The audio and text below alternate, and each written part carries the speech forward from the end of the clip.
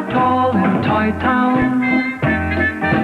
I take my car and I drive afar in Toy Town. There's Mr. Plod and a dog called Bumpy. Hello, Mr. Plod. Get down, Bumpy. I pass the Ark, the Noahs live there, and so does the elephant, and so does the bear. Now that they say it's market day in Toy Town. If you have the fare, I'll take you there in Toy Town. There's Biggers who lives by the old oak tree, and we have adventures, Biggers and me. Why don't you come, join in the fun, just for a week, 'cause it's only begun. I'm Noddy. I'm Noddy.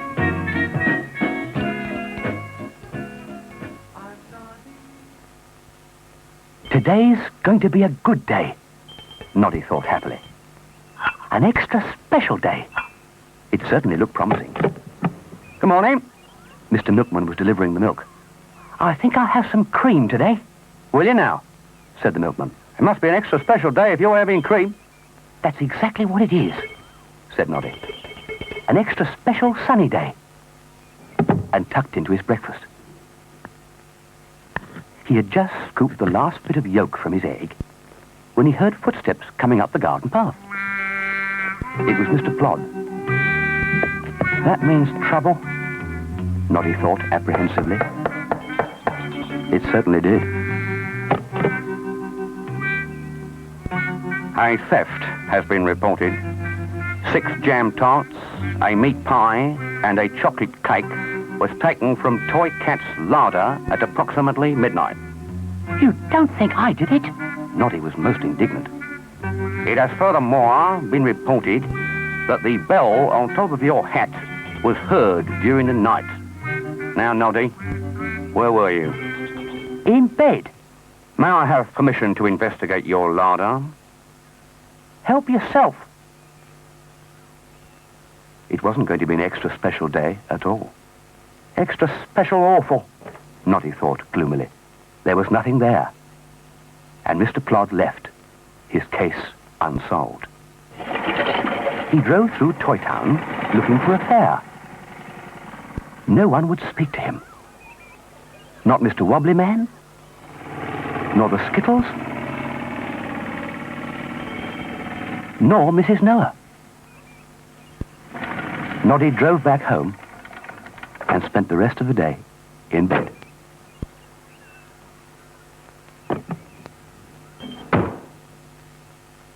The next morning, he was just going to get his breakfast when there was a knock at the door.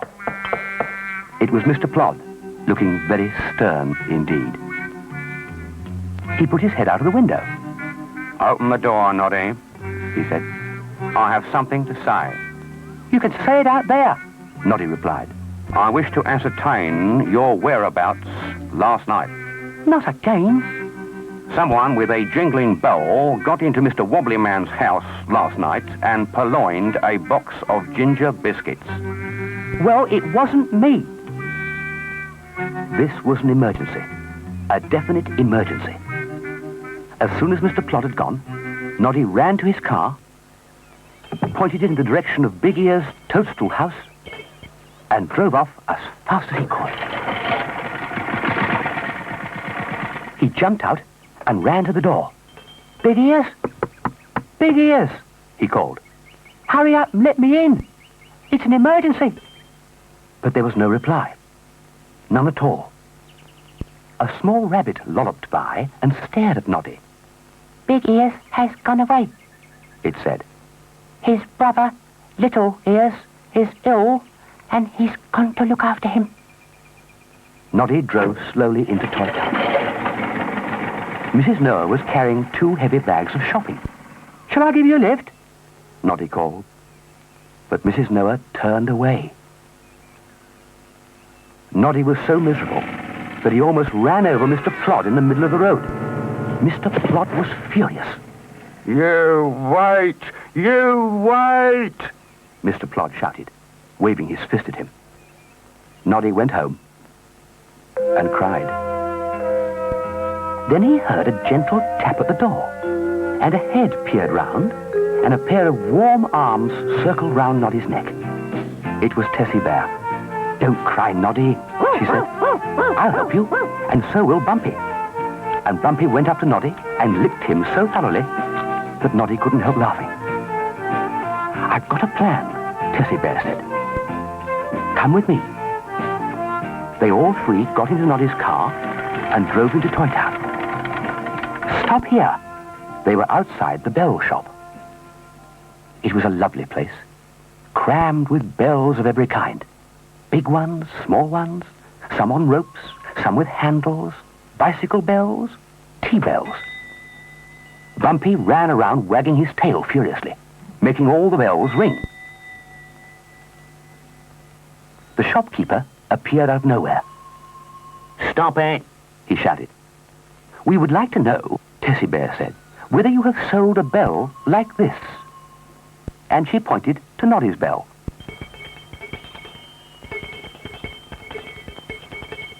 "Yes, well, as a matter of fact, I have.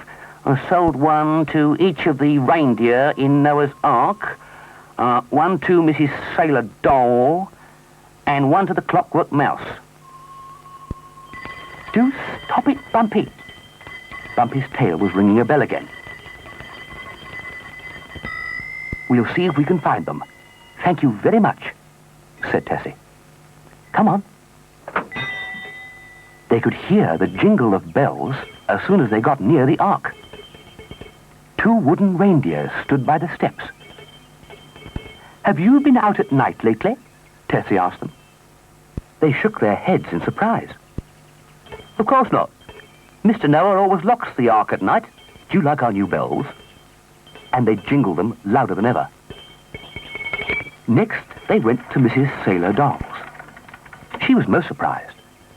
"Yes," she said, "I bought a new bell for my donkey, Hee-Haw, but I'm certain he couldn't climb through anyone's window." "Oh, let's go home," Noddy said. "This is useless." But as they drove home, they met the Clockwork Mouse. "I didn't buy it for myself," she squeaked shyly. "I bought it for someone else." "Who?" Noddy and Tessie shouted together. "The toy soldier. And don't shout like that." And she scuttled away.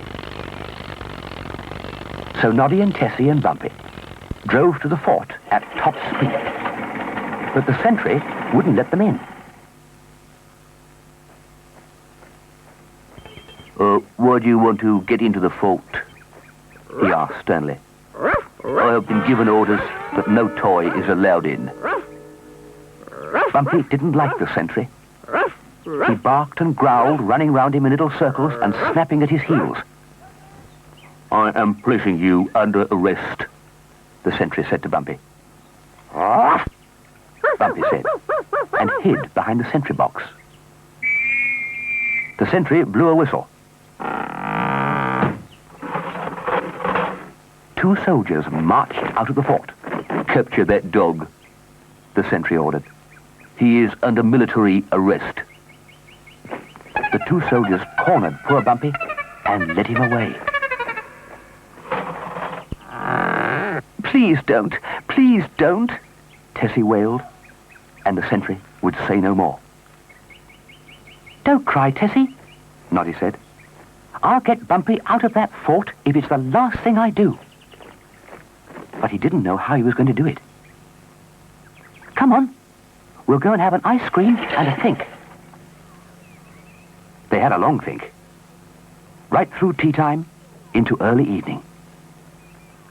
Then, when it was nearly dark, they drove back to the fort. Noddy parked his car a little way away. "You ready?" Tessie nodded, climbed out of the car, and walked towards the fort. But as she got nearer, she started limping, until by the time she got to the sentry box, she could hardly walk. There was a new sentry on duty. "Oh, could you help me bandage my ankle?" Tessie asked him. I think I've sprained it." "It's not really allowed to. No, The sentry said, "But, I will." He knelt down and bandaged Tessie's ankle. Noddy was not far behind. Holding a length of rope, he crept behind the sentry box.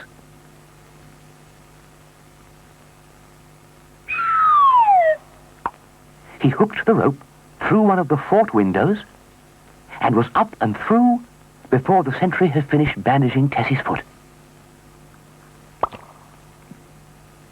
It was very dark inside the fort.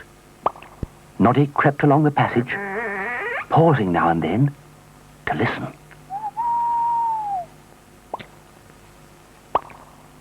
Then he heard it. A snuffling, shuffling, scraping noise, and then a whine. It must be Bumpy, Noddy thought. He moved on quickly, turned the corner of the passage, and there, tied to the leg of a chair, was a very downcast Bumpy. "Shh, shh," he said, for sitting on a chair was a soldier, fast asleep. Noddy untied Bumpy, who was having great difficulty trying to hide his joy. Then he took the bearskin off the sleeping soldier and stole away. Tessie was still talking to the sentry. Suddenly, he snapped to attention and saluted. Tessie looked up in surprise. Marching out of the fort, a bearskin on his head and Bumpy at his side, was Noddy. That night, Noddy and Tessie tiptoed silently to Four Chimneys' house. "Listen," Noddy said. The faint jingle of a bell wafted through an open downstairs window. "You sure it isn't yours?" Tessie whispered. Noddy took off his hat. "Can't be mine now, can it?" "There it goes again." Then they distinctly heard someone moving about the house. "Wait here," Noddy said to Tessie, and climbed through the window. Noddy moved stealthily into the room. He stopped, listened. Nothing. He moved forward, and then he bumped into a chair. Before he knew what had happened, someone had jumped on him. Down they went, struggling on the floor. Tessie heard the commotion. "Help! Help! Please stop and help! Please stop!" she cried. "It's Noddy. He's in that house trying to catch a thief. I think he's hurt." Two shadows disappeared into the house. There was more noise. Thump, hiss, bang. Tessie stepped back in alarm. Three shadows emerged from the house. Then Noddy. "Where are you, Tessie? We've got him. We've got him." Mr. Plod blinked sleepily. Standing before him were Big Ears and Little Ears. "That's your thief," Noddy cried, and he pointed at the toy soldier. "He stole the toy cat's 6 jam tarts and meat pie and chocolate cake and Mr. Wobbly's ginger biscuits, not me." "Good job we arrived when we did, wasn't it, Noddy?" Big Ears said and smiled. "Now everyone knows it wasn't you. Come on, we'll go out and celebrate."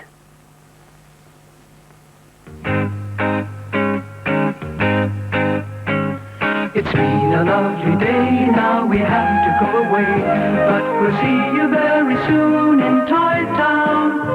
We'll be back another day, come and join us so we may see you very soon again in Toy Town. It's been a lovely day, now we have to go away, but we'll see you